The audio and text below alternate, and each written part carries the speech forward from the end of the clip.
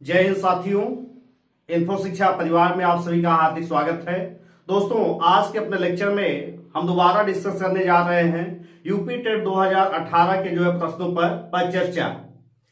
तो आइए प्रश्न को देखते हैं कि यहाँ पे एक समचतुर्भुज के विकर्णों की लंबाइयां क्रमशः 16 सेमी तथा 12 सेमी है। समचतुर्भुज की भुजा है। पहले हम जानते ये देखेंगे कि समचतुर्भुज है क्या। समचतुर्भुज का मतलब क्या होता है, यहां पे इसकी चारों भुजाएं क्या होंगी, बराबर होंगी, लेकिन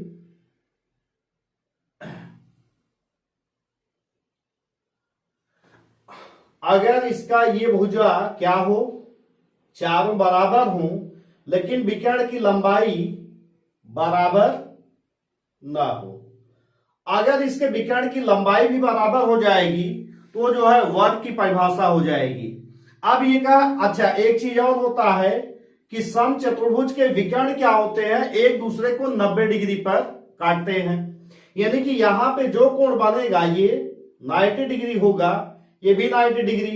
अब इसके विकर्ण की लंबाई क्या कह रहा है, एक की 16 सेमी है, यानी कि यहां से लेके यहां तक पूरा कितना दिया है, 16 सेमी। तो 16 सेमी का आधा कितना हो जाएगा, ये 8 हो जाएगा, ये 8 हो जाएगा। सेम तरीके से ऐसे देखिए कि 12 सेमी दिया है, ये विकर्ण छोटा वाला विकर्ण कितना होगा, 12 सेमी, यानी कि 6 सेमी, ये 6 सेमी, ये। अब यहां पे आप देखिए कि एक ऐसे एक राइट एंगल ट्रायंगल बन जाएगा। राइट एंगल ट्रायंगल बनेगा तो ये 8 सेमी, ये 6 सेमी, और ये इसकी भुजा हो जाएगी, ये 90 डिग्री बन गया। यानी कि पाइथागोरस थ्योरम आप प्रयोग कर लीजिए। इसको मान लीजिए ओ ए बी, यानी कि A B square equal to क्या हो जाएगा, ओ ए स्क्वायर धन ओ बी स्क्वायर। और जानते रहिए कि पाइथागोरस थ्योरम का प्रयोग बहुत ज्यादा सवाल लगाने में होता है। तो यहां पे कितना हो जाएगा, यहां ओ ए का स्क्वायर 8 का स्क्वायर धन 6 का स्क्वायर, तो 8 का स्क्वायर 64 और 6 का स्क्वायर 36, ये कितना हो जाएगा 100। और ए बी का मान कितना हो जाएगा, ए बी का मान हो जाएगा √100, यानी कि 10 cm। आपने देखा कि इसका कौन सा उत्तर सही होगा, इसका उत्तर डी सही होगा। दोस्तों, यदि आप अभी भी हमारे चैनल को सब्सक्राइब नहीं किए हैं तो चैनल को सब्सक्राइब करके बेल के आइकन पे क्लिक कर दीजिए, जिससे जो भी वीडियो अपलोड करें उसका अपडेट आपको मिलता रहे। और वीडियो यदि पसंद आए तो लाइक, कमेंट और शेयर जरूर कीजिए। अन्य वीडियोस के लिए आप चैनल के प्लेलिस्ट में जाकर बहुत सारे वीडियो पड़े हैं, उसको देख करके कॉन्सेप्ट जनरेट कर सकते हैं। अब यहां से अगला क्वेश्चन हम देखते हैं। नेक्स्ट क्वेश्चन क्या है, नेक्स्ट क्वेश्चन दिया गया है, एक पेन का यदि 8 पेन का क्रय मूल्य 6 पेन के विक्रय मूल्य के बराबर है तो लाभ प्रतिशत क्या होगा। ध्यान रखिए, 8 पेन का जो क्रय मूल्य है वो 6 पेन के विक्रय मूल्य के बराबर है।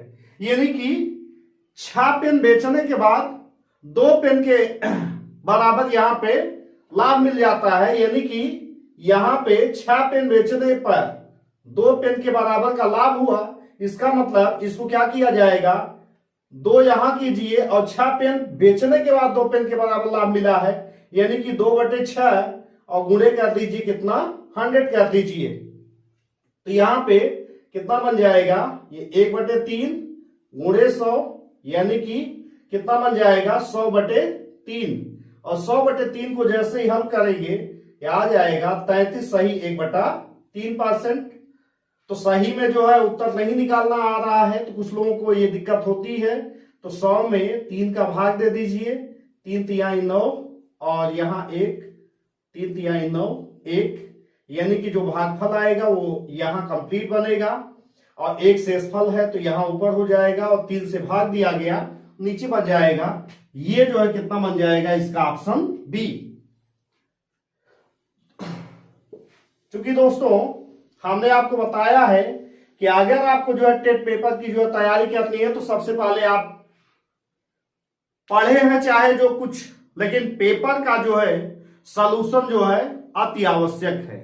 पेपर हल करने से आपको ये पता चलेगा कि कहां से कौन कौन से क्वेश्चन किस टाइप के आते हैं, और बहुत सारे क्वेश्चन जो है दोहराए जाते हैं। तो आइए यहां से, निम्न में से कौन सी परिमेय संख्या 3/5 और 4/5 के मध्य नहीं आती है।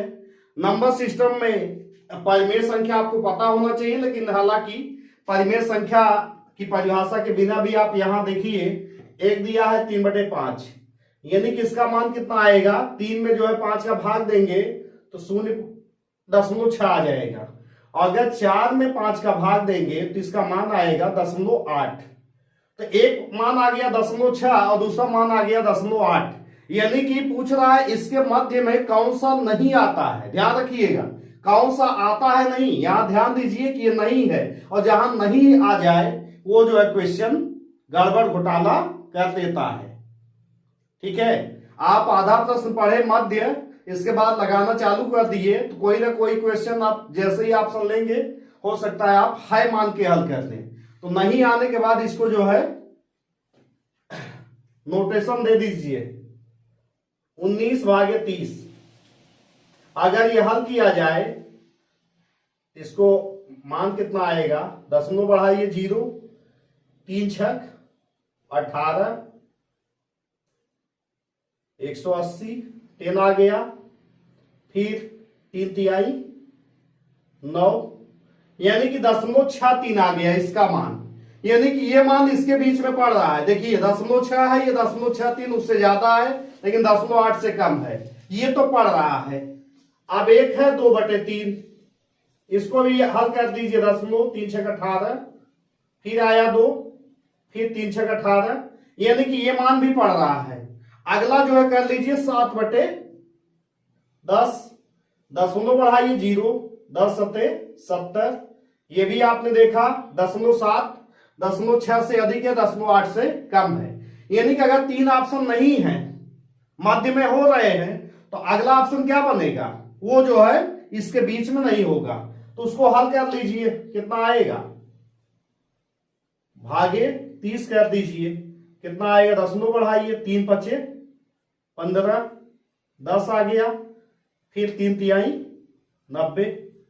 तो आपने देखा 0.53 और 0.53 इसी से छोटा हो गया, तो यानी कि ये मान जो है इसके मध्य में नहीं पड़ रहा है। आइए अगले क्वेश्चन को देखते हैं कि इसका उत्तर क्या होगा। दोस्तों इस कॉन्सेप्ट पे हर ईयर 1 या 2 या कई बार 3 क्वेश्चन आ रहे हैं, तो ऐसे क्वेश्चन को जो है हल करना सीख लीजिए। यदि किसी आयताकार भूखंड की लंबाई और चौड़ाई में क्रमशः 50% और 20% की वृद्धि कर दी जाए तो इसका क्षेत्रफल कितना गुना बढ़ जाएगा। यहाँ परसेंटेज में मानना पूछ के किसमें पूछा है, कितना गुना जो है बढ़ जाएगा। तो सबसे पहले आपको जो है एक शॉर्टकट फार्मूला हमने आपको बताया है। इससे पहले के जो है 2019 के जब हम पेपर हल कर रहे थे तो उसमें हमने ये डिस्कस किया हुआ है कि कभी भी ऐसे सवाल को हल करने के लिए x + y + xy/100 कर दीजिए और उसी से लगा लीजिए। यहां पे x का मान कितना मान लीजिए 50 और y का मान मान लीजिए 20। अब यहां वैल्यू पुट कर दीजिए 50 + 20 + 50 × 20/100, यही हल करना है। तो 1 0 1 0 कैंसिल यहां कर दीजिए, 50 20 70 प्लस 5 दूनी 10, कितना आ गया 80% आ गया। यानी कि अगर मान पूछा होता कि कितना परसेंट बढ़ेगा तो उत्तर इसका क्या आता 80% आता। ध्यान रखिएगा यहां पूछा है कितने गुना बढ़ जाएगा, तो यानी कि आपको क्या करना है 80% को जो है फ्रैक्शन में बदल देना है। तो 80% है तो बटे में क्या आ जाएगा 100 आ जाएगा। और इसको आप किससे काट दीजिए, पहले तो 0 0 हटा दीजिए, फिर 2 चौक 8 2 पच्चे 10। आपने देखा कितना जो है इसका उत्तर आ रहा है 4/5। इतना क्षेत्रफल जो है इतने गुना बढ़ जाएगा, 4/5 गुना। तो अब इसके बाद एक क्वेश्चन और देखते हैं। संलग्न चित्र में स्टार के स्थान पर संख्या होगी। तो अब आपको जो है यहां बेसिकली ये रीजनिंग का क्वेश्चन बनेगा।